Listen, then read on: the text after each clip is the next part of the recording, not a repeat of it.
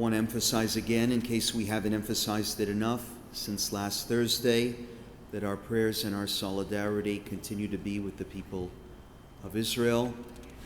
The terrible devastation that they're facing, the anxiety, the fear, and with the people of Iran as well. And we hope that they have the strength and courage to take back their country, that innocent people who are in the way of conflict are protected, and that our prayers are also with the soldiers of Israel's Defense Force. I feel like it's just not enough to say those prayers when you read about the kinds of operations that they're engaged in.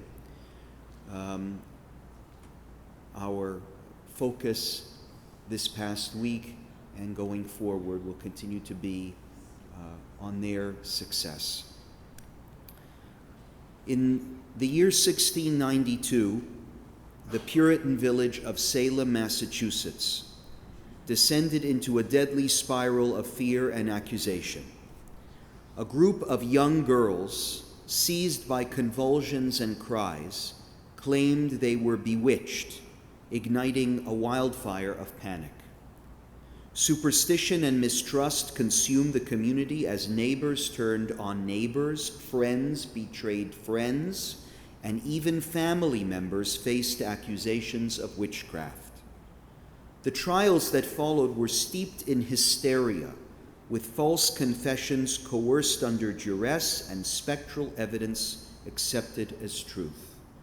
By the time the madness subsided, 20 innocent people had been executed, over 150 imprisoned, and countless lives and families shattered. The true culprit was not witchcraft, but irrational fear, which fractured a community and unleashed catastrophic consequences. The Salem witch trials stand as a haunting reminder of how fear can distort reality and sow destruction. When uncertainty grips a society, falsehoods flourish, and the innocent become scapegoats. Parashat Shelach, this week's Torah portion, offers a timeless lesson.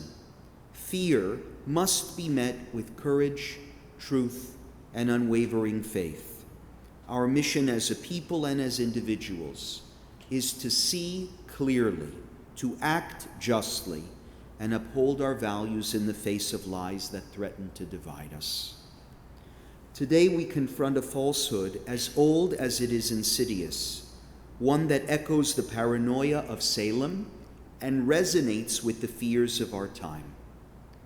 In moments of global tension, when there is economic instability, geopolitical strife, or the specter of war, people seek simple answers to complex problems. A persistent and dangerous myth accuses Jews of controlling United States foreign policy, manipulating America into conflicts for their own gain. This narrative, a modern reincarnation of the elders of the Protocols of Zion, or the Protocols of the Elders of Zion, festers in the shadows of online forums, social media platforms, and whispered conspiracies. It would shock you how many people believe these things. The current conflicts in the Middle East, particularly between Israel and Iran, have brought these accusations into the open, targeting Jewish policymakers, organizations, synagogues, rabbis, or Israel itself, with baseless claims of orchestrating global conflict and unrest. This lie is not mere rhetoric. It is a spark that ignites violence. From medieval pogroms to the 2018 Pittsburgh Tree of Life Synagogue shooting, where 11 worshipers were murdered, anti-Semitic conspiracies have fueled hatred and bloodshed. These falsehoods thrive on fear, offering a convenient scapegoat to avoid wrestling with the complexities of global politics, economic pressures, or military decisions. They distort reality, sowing division and obscuring truth at a time when clarity is desperately needed. Ken Burns's powerful documentary, The United States and the Holocaust, is essential viewing for any Jew or any person who seeks to understand the consequences of such lies. The film lays bare the anti-Semitic climate of the 1930s and 1940s in America, where fear of Jewish influence shaped public policy and opinion. Figures like Charles Lindbergh, through the America First Committee, propagated the myth that Jews, alongside British and Roosevelt interests, were conspiring to drag the United States into war against Nazi Germany. In a 1941 speech in Des Moines, Lindbergh explicitly accused Jews of pushing for conflict, warning of their, quote, large ownership and influence in our motion pictures, our press, our radio, and our government, end quote. Similarly, Henry Ford's newspaper, the Dearborn Independent, spread vile conspiracies, falsely linking Jews to global unrest and even Abraham Lincoln's assassination. These lies had devastating consequences. Burns's documentary reveals how anti-Semitism fueled opposition to Jewish refugees fleeing Nazi persecution. In 1939, the famous story of the MS St. Louis, carrying over 900 Jewish refugees, was denied entry into the United States and Canadian ports, turned away by immigration quotas which were rooted in xenophobia and fear of Jewish infiltration. Many of those refugees later perished in the Holocaust. Tragically, some American Jews, fearing backlash, hesitated to advocate for more refugee aid, internalizing the fear that they were too pushy or would provoke further hatred. The State Department, influenced by anti-Semitic officials, dismissed early reports of the Holocaust as exaggerated.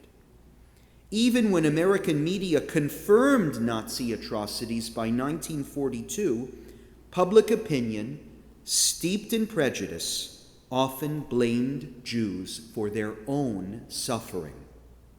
A 1938 poll revealed that 2/3 of Americans believed Jews were partly responsible for their persecution in Germany. This scapegoating delayed U.S. action. It led to Pearl Harbor and contributed, most importantly, to the Holocaust's horrific toll of 6 million Jewish lives. The parallels to today are undeniable. Blaming Jews for wars, then and now, deflects attention from the real issues: economic pressures, political miscalculations, and moral failures. Lindbergh's rhetoric didn't just vilify Jews, it justified inaction, abandoning millions to their fate. Today's conspiracies, amplified by social media and global tensions, risk similar harm.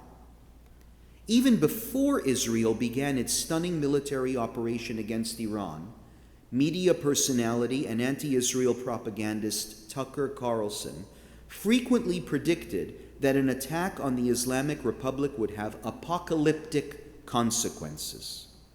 As he wrote on X just 2 weeks ago, quote, "The first week of a war with Iran could easily kill thousands of Americans. It could also collapse our economy. An attack on Iran could very easily become a world war and we would lose," end quote. The events of the last 7 days have demonstrated the limitations of these predictions. When it comes to Iran, Carlson and his online allies are either ignorant or dishonest. Yet even now, They continue to slander those willing to confront Iranian nuclear ambitions with force, perpetuating narratives that echo anti-Semitic tropes of Jewish manipulation. As missiles fly between Israel and Iran, and as the specter of a nuclear-armed Iran looms, these anti-Semitic conspiracies threaten to fracture society and obscure the urgent need for a reasoned debate. Moreover, the accusation that Jews or Israel are manipulating the United States into fighting their battles is decisively refuted by the actions of the Israeli people themselves. In this current conflict, over 100,000 Israelis remain stranded in various countries, yearning to return home. Their stories are diverse. They are young and old, religious and secular, parents, singles, grandparents, yet one common denominator unites them, an unshakable desire to return to their home. Despite the news of rockets and sirens and dangers, they are not heeding the Minister of Transportation's advice to enjoy their time abroad. Instead, they have overwhelmed El Al's website, crashing it in their desperate bid to secure bids on what are being called rescue flights. In a world turned upside down, these flights are not escaping danger, but rushing towards it, to a place of brotherhood, heroism, and home. This is not the behavior of a people seeking to outsource their struggles to others, but a testament to their resilience and commitment to their homeland, even in the face of peril. Families living abroad ache to visit. Weddings are being planned in Israel, and teenagers dream of summer programs there, all drawn by a profound connection to their land and people. The fear of war is not irrational. Americans have valid reasons to approach foreign policy and conflicts with caution. The wars in Iraq and Afghanistan left deep scars. Over 7,000 U.S. service members killed, trillions of dollars spent, and outcomes that often fell short of their goals. Public wariness reflects a desire to avoid repeating these costly entanglements. Yet the question of preemptive war, striking to prevent a greater threat, complicates this caution. Maimonides, in his Mishneh Torah, offers guidance. Quote, "A king may not wage war against anyone until he first offers peace. But if they do not make peace and still show intent to harm, he may wage war against them." End quote. This teaching emphasizes that war, particularly preemptive war, requires clear evidence of imminent danger and a moral foundation. Acting too soon does risk unnecessary conflict, but waiting too long risks catastrophe. The threat of a nuclear-armed Iran is a case in point. Iran's pursuit of nuclear capabilities, its support for proxy groups like Hezbollah, and its explicit threats against Israel and the West pose a grave danger. The Bulletin of Atomic Scientists has warned that a nuclear-armed Iran, driven by ideological zeal, could destabilize the Middle East and trigger a regional arms race and threaten the security of the whole world. The 2015 Iran nuclear deal, though flawed, aimed to delay this threat, but its collapse has heightened fear of a nuclear breakout. Non-intervention carries its own risks. History shows that ignoring rising threats can lead to disaster. the appeasement of Nazi Germany in the 1930s, as Byrne's documentary illustrates, emboldened Hitler and led to World War II. U.S. inaction, driven by anti-Semitic fears and isolationism, allowed the Holocaust to unfold. Failing to address Iran's ambitions could similarly embolden aggression, risking a conflict far worse than any preemptive action, than anything we're seeing now. Yet any decision to act must be grounded in transparent evidence and moral clarity, not in scapegoating Jews for geopolitical tensions. Parashat Shelach Lecha offers a spiritual framework to confront these challenges. In the Torah, Moses sends 12 spies to scout the land. 10 return with a fear-driven report, describing the inhabitants as giants and themselves as grasshoppers, urging the Israelites to abandon hope. Their words, steeped in despair and exaggeration, spread panic and rebellion. Only Joshua and Caleb speak truth, acknowledging the land's challenges, but trusting in God's promise and their own resilience. The people, swayed by fear, reject the truth, earning 40 years of wandering in the desert. The spies' failure was not in recognizing challenges, but in letting fear distort reality. Their sin was, according to Rashi, lashon hara, evil speech, baseless speech that spread despair and scapegoated the Canaanites to avoid responsibility. It mirrors the anti-Semitic conspiracies of today, which blame Jews for wars to dodge the complexities of global conflicts. Joshua and Caleb, by contrast, embody courage rooted in faith and truth.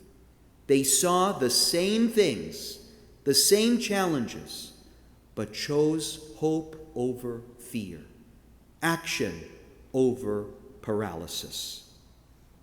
Byrne's documentary highlights similar heroes who rose above fear. Varian Fry, an American journalist, risked his life to save thousands of Jewish refugees in Vichy, France, defying bureaucratic resistance. Rabbi Stephen Wise, despite fierce opposition, rallied American Jews to speak out against Nazi persecution. Like Joshua and Caleb, they acted with moral clarity, rejecting fear-driven myths and standing firm in their convictions. The Torah teaches that fear leads to failure, as America's closed doors to Jewish refugees tragically demonstrated.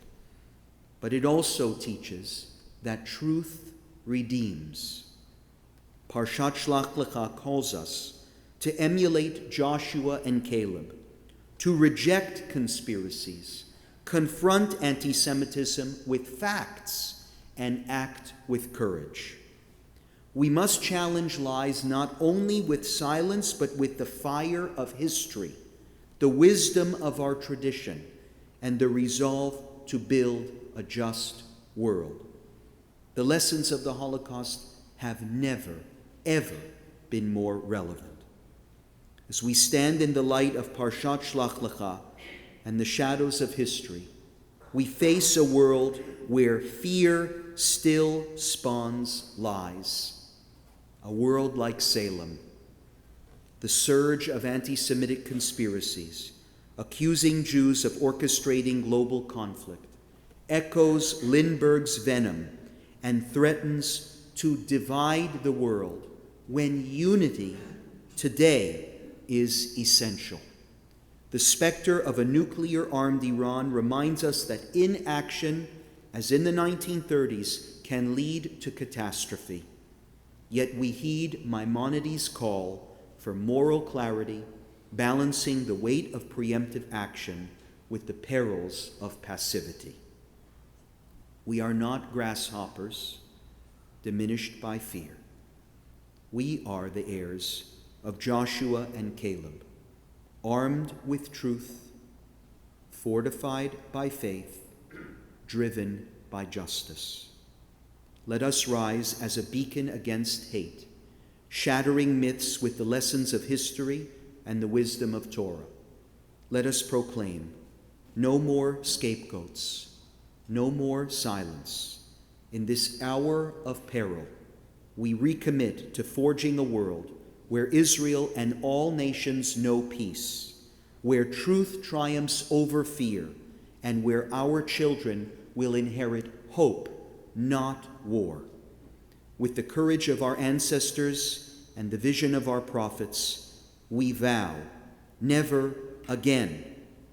Let us march forward, unyielding, until justice rolls down like waters and righteousness like a mighty stream. Shabbat Shalom.